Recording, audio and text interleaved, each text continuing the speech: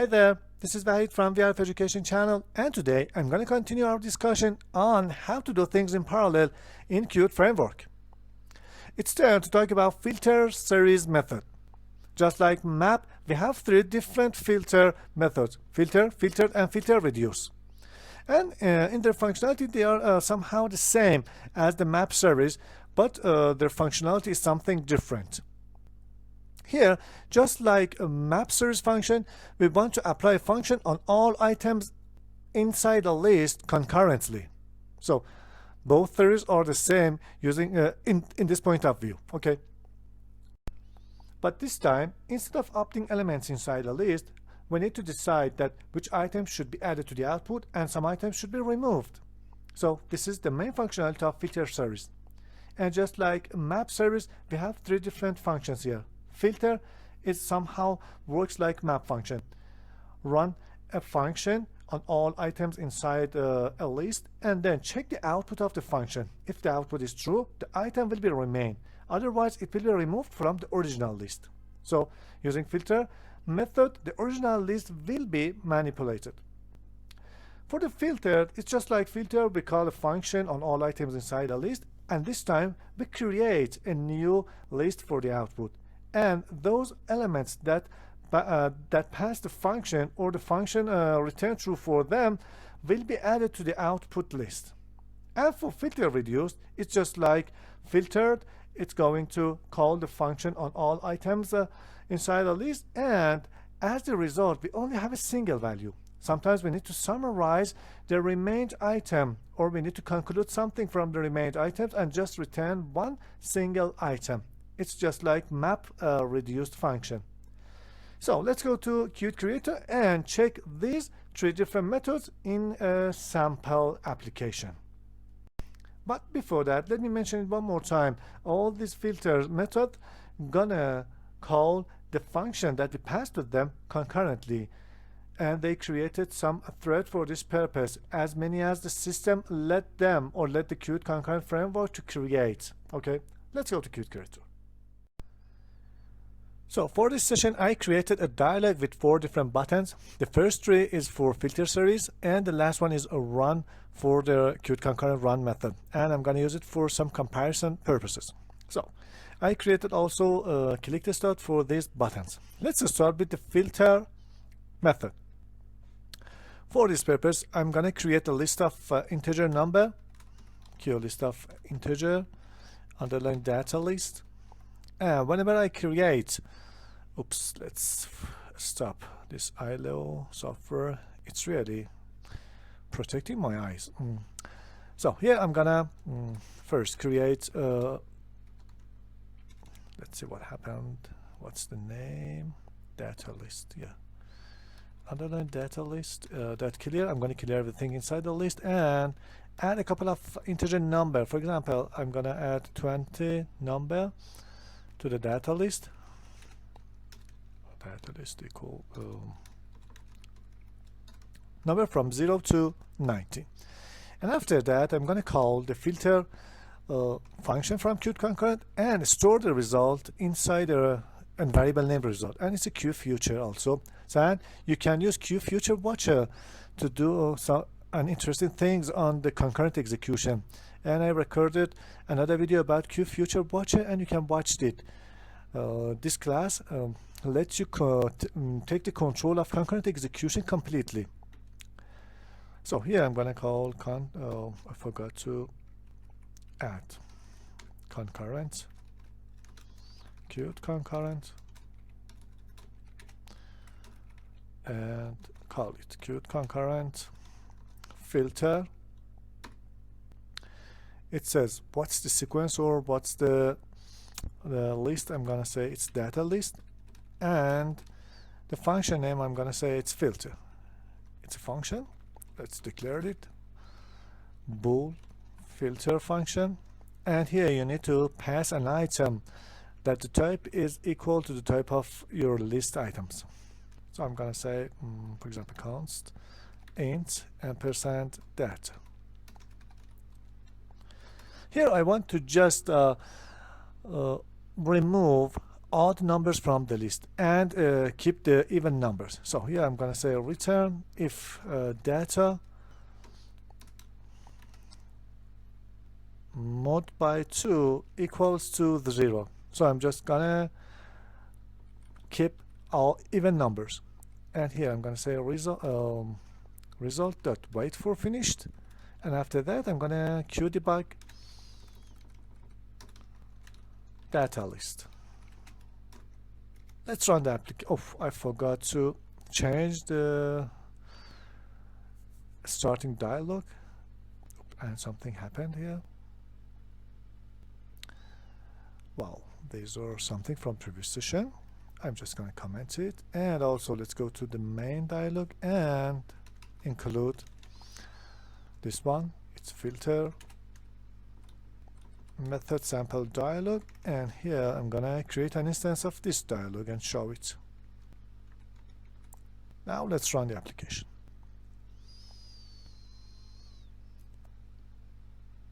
Oops, I forgot. I need to call filter method, not filtered.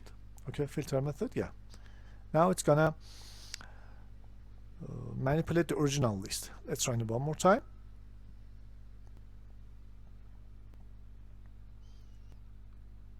And that's it. If I press filter method, you can see the list manipulated and only even numbers remain inside the list and all odd numbers removed. So this is the basic functionality of filter method. Now let's change, let's copy the code and implement filtered part. Here I'm going to call filtered, and this is the source or the original data set. Let's label it source, and then I'm going to duplicate it. Here I'm going to call results.results. Look, that if I just call result, it's the first element inside the list, the returned list. And if I just press choose results, it's going to print a Q list that is returned from the filtered method.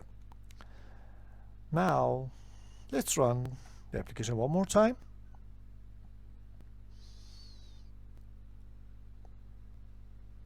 Here is if I click filtered, you can see there's two lists in the output. The original one that is remain unchanged, and here we have a returned list that contains only even numbers from the original list or the source list. So that is the way that how filtered method works. It doesn't change the original list, and it will return a new list that contains all the items that pass from this filter function. Now let's go for filter reduced.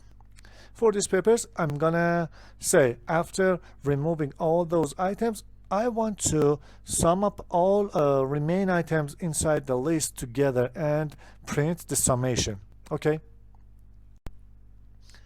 If you see the documentation one more time, let's see, QtConcurrent, and in the documentation for map and filtered, here it says that when you want to use filter reduce, you need to pass a function. The first parameter should be the same, the type of the first parameter should be the same as the original list items, and the intermediate function, maybe it has some type rather than the original items, and most of the time they are the same. And there's also a return type for the function, and it's not used. Okay, it's mentioned it here and you can read it.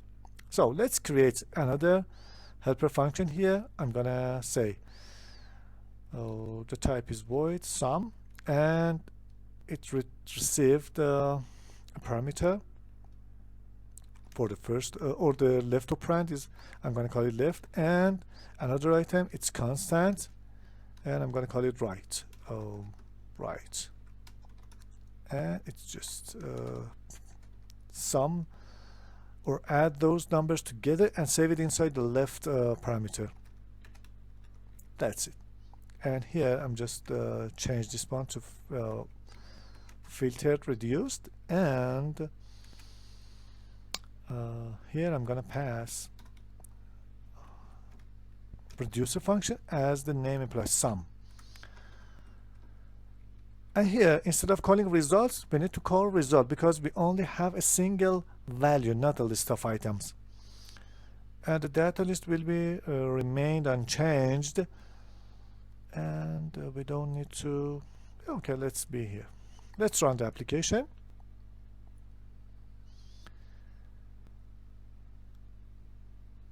So, oh, what happened? Oops, yeah. I declared it one time before in another session, so let's change this to sum1. It's not a good approach, but it's good for this session because this is a global function and it can be anywhere inside all the applications, and these files contains the files from previous sessions also.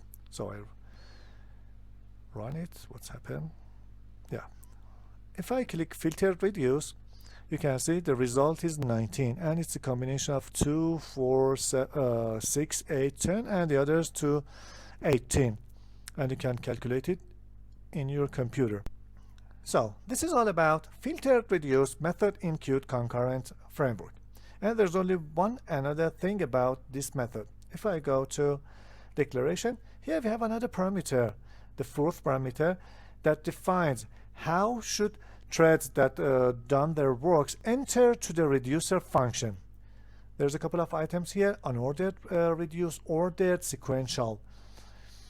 So we said that when we use filteredReduced function, we run this method in some threads, and the thread counts are depend on the system current state, and but we have some threads here, and some of them may be finished sooner than the others, so they want to enter to reducer function.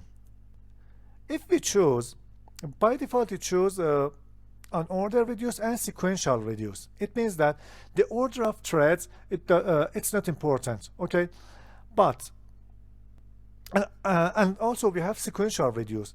It's just going to ensure us that I'm just imagine that this reducer function is a critical section, and I use, for example, mutex in the background, and you ensure that threads are getting into the critical section one by one. They are not interfere the others. But the unordered reduce, it said that each thread that finished sooner, it can get into the reducer function. Sometimes that the data are independent, and the reducer function is working in a way that is not important which threads come to the critical section first. It's good to use unordered reduce. But sometimes if we want to preserve the order of threads, for example, in this scenario, if I have this, I wanted to thread for the 0 calculation, enter to the reducer function first, and then after that 2 and 4 and 6 in order or in turn. For this purpose, we need to provide the fourth parameter. Let's check this one in another example. Imagine that I have a list of string items. So I'm gonna create a QString list.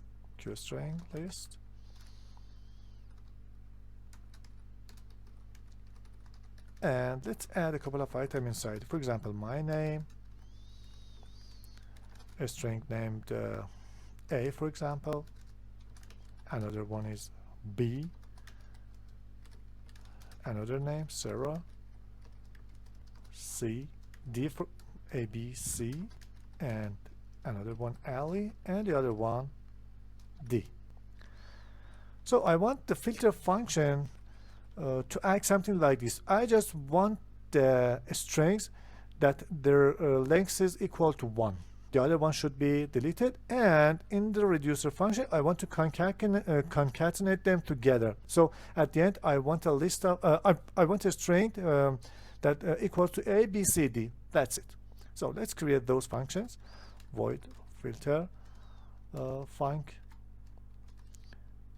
not void, it's bool. And it's gonna receive a string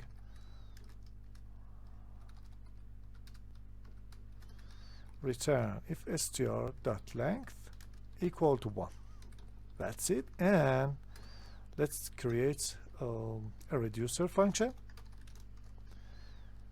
Again, it's gonna receive 2 parameters, left and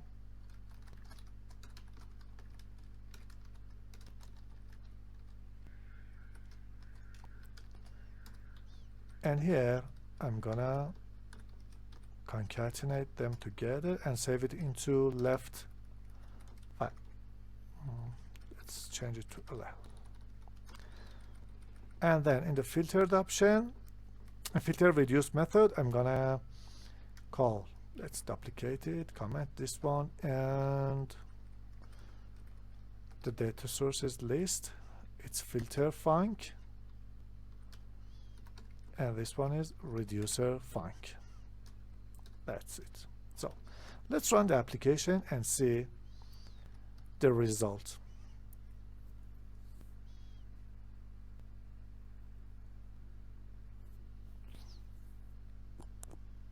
So I'm gonna click filter reduce function a couple of times, ABCD, BDCA. You can see the order is not preserved here.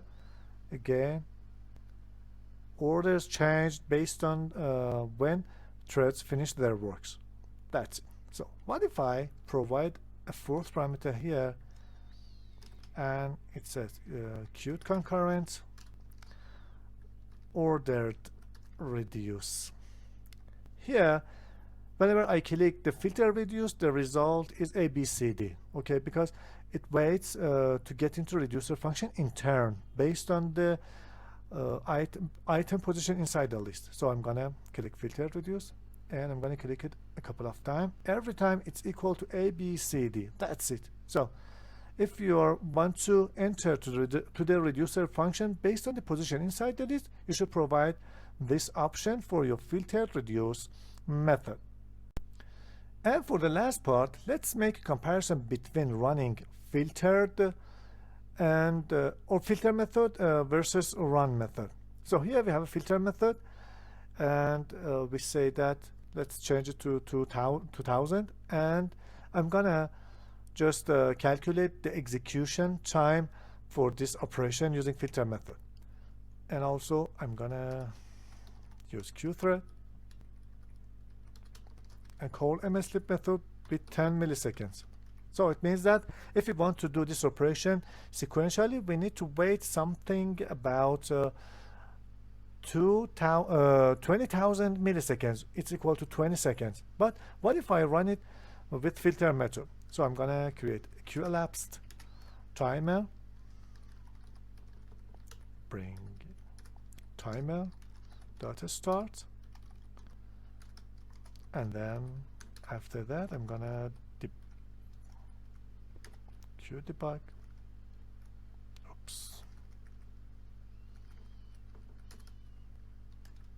timer dot elapsed, and that's it. I don't need to print data list anymore, and let's run it.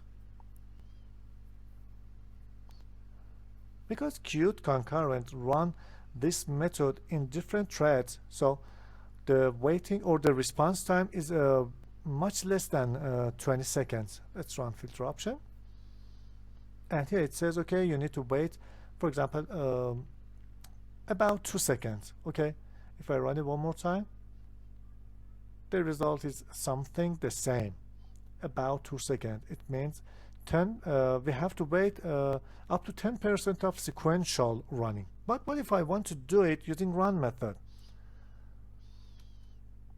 Here I need to define a function, void run helper, and receive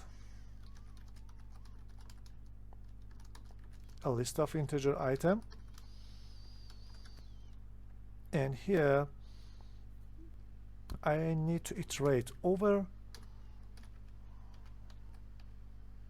the list length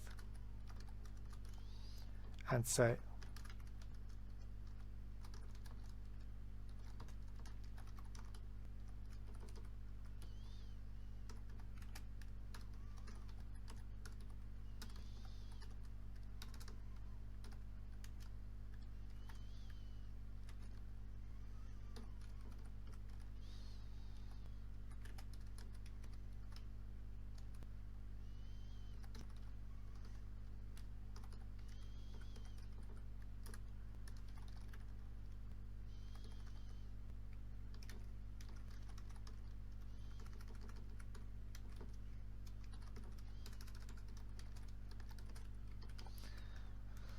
let's change it to run helper 2 because I think I created run helper functions somewhere else. So here I received a list of integer. It's a traditional way. I iterate over the this list and check if each item moved by 2 equals to 0, then add it to the final result. Now here I want to copy a couple of code. No, from here, yeah.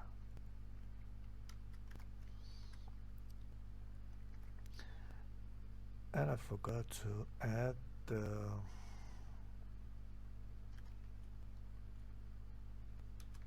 data preparation here, and also here I forgot to put mslib method. So because it's very lengthy, I'm gonna cast it down to 500. So in sequential manner we need to wait about 5 seconds. And here I'm gonna just call run method, pass data list and filter, and not filter, I'm gonna use run helper method. So that's it. Let's see what we have if I run the application.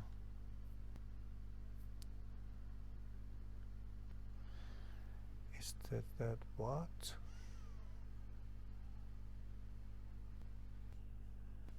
Oops, it's true because I need to change the position of these two items. For run, we need to first specify the function, and after that we need to pass any method that we have. So let's run it.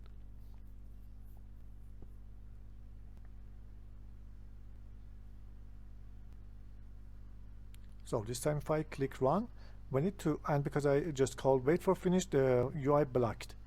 And yeah, we need to wait something near 5 seconds. And if I run it one more time, it's again something about this number, more than 5 seconds. And what if I change for BTN filter the data from 2000 to 500? Let's see how many seconds should we wait here. It's less than, I think, 500 milliseconds. It should be less than 500 milliseconds. Call filter.